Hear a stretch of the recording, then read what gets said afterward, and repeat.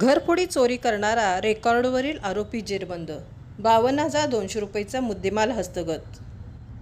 स्थानिक गुन्हे अन्वेषण शाखा सांगली यांची कारवाई. दिनांक 25 मे 2024 रोजी स्थानिक गुन्हे अन्वेषण शाखेकडील सहाय्यक पोलीस फौजदार अनिल ऐनापुरे यांचे पथक झरजेट चौक, धामणी रोड, विश्रामबाग येथे पेट्रोलिंग करीत असताना विश्रामबाग पोलीस ठाण्याचे रेकॉर्डवरील आरोपी दीपक आवळे, वय वर्ष 21, राहणार गुलाब कॉलनी, पाण्याच्या टॉकीजवळ 100 फुटी रोड, सांगली, हा पाठीवर सॅक अडकून चालत असताना संशयास्पद दिसला.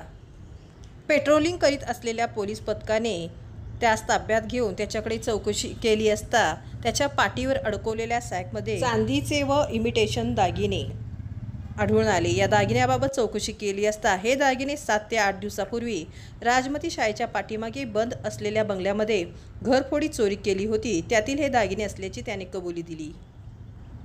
याबाबत विश्रामबाग पोलीस ठाणे येथे गुन्हा दाखल असल्याची खात्री झाल्याने त्याच्या कब्जातील चांदीचे व इमिटेशन दागिने पुढील तपासकामी सहाय्यक पोलीस फौजदार अनिल ऐनापुरे यांनी पंचासमक्ष जप्त केले.